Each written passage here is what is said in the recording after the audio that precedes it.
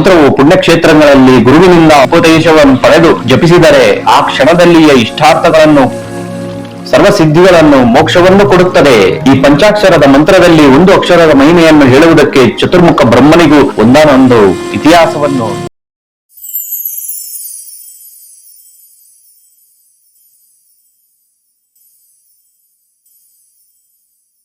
ಸ್ವಾಗತ ಸುಸ್ವಾಗತ. ಶ್ರೀ ಸಾಂಬ ಶಿವಾಯ ನಮಃ. ಈ ನನ್ನ ಸಂಚಿಕೆಯಲ್ಲಿ ಬ್ರಹ್ಮೋತ್ತರ ಖಂಡದ ಪರಿಚಯ ನಾನು ನಿಮಗೆ ಮಾಡಿಸ್ತೀನಿ. ಬನ್ನಿ ಗೆಳೆಯರೇ.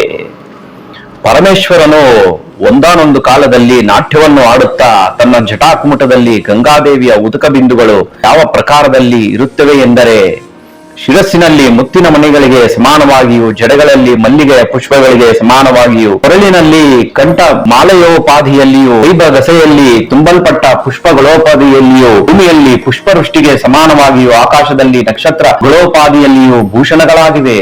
ಈ ಪ್ರಕಾರ ಇರುತ್ತಿರುವ ಗಂಗಾದೇವಿಯ ಉದಕ ಬಿಂದುಗಳು ನಿಮಗೆ ಆಯುರಾರೋಗ್ಯ ಐಶ್ವರ್ಯನ್ನು ಕೊಟ್ಟು ಕಾಪಾಡಲಿ. ಸಚ್ಚಿದಾನಂದ ತೇಜೋಜ್ಞಾನ ಸುಖ ಸ್ವರೂಪನಾಗಿ ಬಿಡಲ್ಪಟ್ಟ ಮಂಗಳ ಸ್ವರೂಪನಾದ ಪರಮೇಶ್ವರನ ತತ್ವಜ್ಞಾನವನ್ನೆರೆಯಲಿ ಇಚ್ಛೆಯುಳ್ಳಂತ ಶಿವನಲ್ಲಿ ಭಕ್ತಿಯುಳ್ಳ ನೈಮಿಷಾರಣ್ಯವಾಸಿಗಳಾದ ಶೌನಕಾದಿ ಮುನಿಗಳು ಸೂತ ಪುರಾಣಿಕನಿಗೆ ಹೇಳ್ತಾರೆ, ನಿನ್ನಿಂದ ಬ್ರಹ್ಮಕ್ಷೇತ್ರವಾದ ಪ್ರಯಾಗೆಯಲ್ಲಿ ಪೂರ್ವಗಂಡಗಳು ಶುಭಪ್ರದವಾದ ಪಾಪಹರವಾದ ವಿಷ್ಣುವಿನ ಮಹಾತ್ಮೆಯು ಹೇಳಲ್ಪಟ್ಟಿದೆ. ಈಗ ಪರಮೇಶ್ವರನ ಮಹಿಮೆಯನ್ನು ಕೇಳಬೇಕೆಂದು ಇಚ್ಛಿಸುತ್ತಿದ್ದೇನೆ. ಶಿವ ಮಹಿಮೆಯನ್ನು, ಶಿವಭಕ್ತಿ ಮಹಿಮೆಯನ್ನು, ಶಿವಮಂತ್ರಗಳ ಮಹಿಮೆಯನ್ನು, ಶಿವವ್ರತಗಳ ಮಹಿಮೆಯನ್ನು, ಶಿವಪೂಜಾ ಮಹಿಮೆಯನ್ನು ವಿಸ್ತಾರವಾಗಿ ನಿರೂಪಿಸಬೇಕೆಂದು ಕೇಳಲಾಗಿ ಸೂತ ಪುರಾಣಿಕನು ಮುನಿಗಳನ್ನು ಕೊಂಡಾಡಿ, ಎಲೈ ಮುನಿಗಳಿರ, ಲೋಕದಲ್ಲಿ ಮನುಷ್ಯರಿಗೆ ಶಿವನಲ್ಲಿ ನಿಷ್ಕಾಮವಾದ ಭಕ್ತಿ ಹುಟ್ಟುವುದೇ ಮಹಾ ಉತ್ತಮ. ಅದು ಕಾರಣವಾಗಿ ಶಿವಭಕ್ತಿ ಮಹಿಮೆಯನ್ನು ವಿಸ್ತಾರವಾಗಿ ಹೇಳಬೇಕೆಂದರೆ ಒಂದು ಕಲ್ಪಕ್ಕೂ ಶಕ್ಯವಲ್ಲಾದ್ದರಿಂದ ಶಿವಭಕ್ತಿ ಮಹಿಮೆಯನ್ನು ಸ್ವಲ್ಪ ಮಾತ್ರವೇ ಹೇಳುವೆನು, ಸಾವಧಾನವಾಗಿ ಕೇಳಿರಿ. ಸಮಸ್ತ ಪುಣ್ಯಗಳಿಗೂ ಸಮಸ್ತ ಯಜ್ಞಗಳಿಗೂ ಜಪಯಜ್ಞಗಳು ಉತ್ತಮವೆಂದು ಕೇಳಲ್ಪಟ್ಟಿದೆ. ಆ ಜಪಯಜ್ಞಗಳಲ್ಲಿ ಓಂ ನಮಃ ಶಿವಾಯ ಎಂಬ ಪಂಚಾಕ್ಷರ ಮಂತ್ರರಾಜವು ಸಕಲ ಮಂತ್ರಗಳಿಗೂ ಅಧಿಕವಾದದ್ದೆಂದು ದೂರ್ವಸಾದಿ ಮುನಿಗಳು ಹೇಳಿದ್ದಾರೆ. ಅದೇ ಹೇಗೆ ಅಂದರೆ, ಸಮಸ್ತ ದೇವತೆಗಳಲ್ಲಿ ಶಿವನು ಯಾಗೋ ಹಾಗೆಯೇ ಸಕಲ ಮಂತ್ರಗಳಲ್ಲಿಯೂ ಶಿವ ಪಂಚಾಕ್ಷರಿಯು ಉತ್ತಮವಾದದ್ದು. ಈ ಪಂಚಾಕ್ಷರವನ್ನು ಜಪಿಸಿದರೆ ಸರ್ವಸಿದ್ಧಿಗಳನ್ನು ಮೋಕ್ಷವನ್ನು ಕೊಡುತ್ತದೆ. ಈ ಪಂಚಾಕ್ಷರದ ಮಂತ್ರದಲ್ಲಿ ಒಂದು ಅಕ್ಷರದ ಮಹಿಮೆಯನ್ನು ಹೇಳುವುದಕ್ಕೆ ಚತುರ್ಮುಖ ಬ್ರಹ್ಮನಿಗೂ ಸಮರ್ಥನಲ್ಲ. ನಿರ್ಮಲವಾದ ವೇದಗಳು ಓಂಕಾರ ಮಹಿಮೆಯನ್ನೇ ಹೇಳುತ್ತಿವೆ. ಯಾವ ಪಂಚಾಕ್ಷರಿಯಲ್ಲಿ ಶಿವನು ಇರುವನೋ ಮಂತ್ರರಾಜವಾದ ಆ ಪಂಚಾಕ್ಷರಿಯ ಜಪದಿಂದಲೇ ಸಮಸ್ತ ಮುನಿಗಳು ಮುಕ್ತಿಯನ್ನು ಪಡೆಯುತ್ತಾರೆ. ನಮಃ ಶಿವಾಯ ಎಂಬ ಶಬ್ದದಿಂದ ಜೀವನು ಹೇಳಲ್ಪಟ್ಟನು, ಶಿವ ಶಬ್ದದಿಂದ ಪರಮಾತ್ಮನು ಹೇಳಲ್ಪಟ್ಟನು. ಆಯನಮೆಂಬ ಚತುರ್ಥಿಯಿಂದ ಜೀವತಾತ್ಮ ಪರಮಾತ್ಮರ ಐಕ್ಯವು ಹೇಳಲ್ಪಟ್ಟಿದೆ. ಆದ್ದರಿಂದ ಈ ಪಂಚಾಕ್ಷರಿಯು ಪರಬ್ರಹ್ಮ ಸ್ವರೂಪವಾಗಿದೆ. ಈ ಸಂಸಾರವೆಂಬ ಹಗ್ಗದಿಂದ ಕಟ್ಟಲ್ಪಟ್ಟಂತ ಮನುಷ್ಯರಿಗೆ ಶಿವನು ತಾನೇ ಈ ಪಂಚಾಕ್ಷರಿಯ ಮಂತ್ರವನ್ನು ನಿರೂಪಿಸುತ್ತಾರೆ. ಯಾವ ಹೃದಯದಲ್ಲಿ ಈ ಪಂಚಾಕ್ಷರಿ ಮಂತ್ರವು ಇದು ಇರುತ್ತದೋ ಅವನಿಗೆ ತೀರ್ಥ ಸ್ನಾನಗಳಿಂದಲೂ ಜಪಗಳಿಂದಲೂ ಯಜ್ಞಗಳಿಂದಲೂ ಏನು ಪ್ರಯೋಜನ? ದುಃಖದೊಡನೆ ಕೂಡಿದ ಈ ಸಂಸಾರದಲ್ಲಿ ಮನುಷ್ಯನು ಯಾವ ಪರ್ಯಂತರ ಈ ಮಂತ್ರವನ್ನು ಜಪಿಸದೇ ಇರುವನೋ ಆ ಪರ್ಯಂತರವು ತೊಳಲವನು.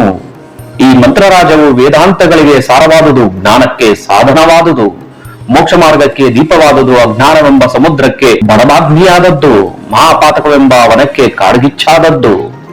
ಆದ್ದರಿಂದ ಮುಕ್ತಿಯನ್ನು ಬಯಸುವ ಸ್ತ್ರೀ ಪುರುಷರು ಓಂಕಾರ ಹೊರತಾಗಿ ನಮಃ ಶಿವಾಯ ಎಂಬ ಪಂಚಾಕ್ಷರಿಯನ್ನು ಜಪಿಸಬೇಕು.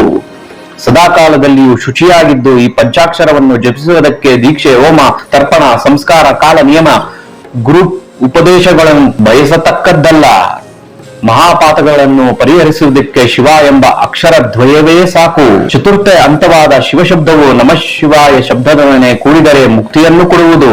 ಈ ಮಂತ್ರವು ಪುಣ್ಯಕ್ಷೇತ್ರಗಳಲ್ಲಿ ಗುರುವಿನಿಂದ ಉಪದೇಶವನ್ನು ಪಡೆದು ಜಪಿಸಿದರೆ ಆ ಕ್ಷಣದಲ್ಲಿಯೇ ಇಷ್ಟಾರ್ಥಗಳನ್ನು ಕೊಡುವೆಂಬುದರಲ್ಲಿ ಏನೂ ಆಶ್ಚರ್ಯ. ಗುರುಗಳ ಲಕ್ಷಣವೇನೆಂದರೆ, ನಮ್ಮವರು ಎಂಬ ಮಮಕಾರವನ್ನು ಬಿಟ್ಟು ಶಾಂತರಾಗಿ ಮಿತವಾಣಿಗಳಾಗಿ ಕಾಮ ಕ್ರೋಧ ಲೋಭ ಮೋಹ ಮದಭಾತ್ಸರೆಗಳೆಂಬ ಅರಿಷಡ್ವರ್ಗವನ್ನು ತೊರೆದು ಇಂದ್ರಿಯ ನಿಗ್ರಹವನ್ನು ನಿಗ್ರಹಿಸುವ ಅವರೇ ಗುರುಗಳು. ಇಂತಹ ಗುರುಗಳ ದಯದಿಂದ ಉಪದೇಶವನ್ನು ಪಡೆದರೆ ಆ ಮಂತ್ರವು ಶೀಘ್ರವಾಗಿಯೇ ಸಿದ್ಧಿಸುತ್ತದೆ. ಈ ಮಂತ್ರ ಜಪಕ್ಕೆ ಯೋಗ್ಯವಾದ ಸ್ಥಳ ಯಾವುದೆಂದರೆ ಪ್ರಯಾಗ, ಪುಷ್ಕರ, ಕೇದಾರ, ರಾಮೇಶ್ವರ, ಗೋಕರ್ಣ, ನೈಮಿಷಾರಣ್ಯಗಳು ಉಪದೇಶಕ್ಕೆ ಯೋಗ್ಯ ಸ್ಥಳಗಳು. ಈ ಅರ್ಥದಲ್ಲಿ ಒಂದು ಬಾರಿ ಕೇಳಿದರೂ ಮಂಗಳಂ ಕೊಡುವಂತ ಪುರಾತನವಾದ ಒಂದಾನೊಂದು ಇತಿಹಾಸವನ್ನು ನಾನು ನಿಮಗೆ ಹೇಳುವೆನು. ನನ್ನ ಮುಂದಿನ ಅಧ್ಯಾಯದಲ್ಲಿ ಶಿವ ಪಂಚಾಕ್ಷರಿಯ ಮಹಿಮೆಯ ಅದ್ಭುತವಾದ ದುಷ್ಯಕಾವ್ಯವನ್ನು ನಿಮ್ಮ ಮುಂದೆ ನಾನು ಪ್ರಸ್ತುತಪಡಿಸ್ತೇನೆ. ಅಲ್ಲಿಯವರೆಗೂ ಎಲ್ಲರಿಗೂ ಸರ್ವೇ ಜನ ಸುಖಿನೋ ಭವಂತು, ಸನ್ಮಂಗಳಾನಿ ಭವಂತು ಅಂತ ಹೇಳ್ತಾ, ಈ ವಿಶ್ವನ ವಿಧಾಯ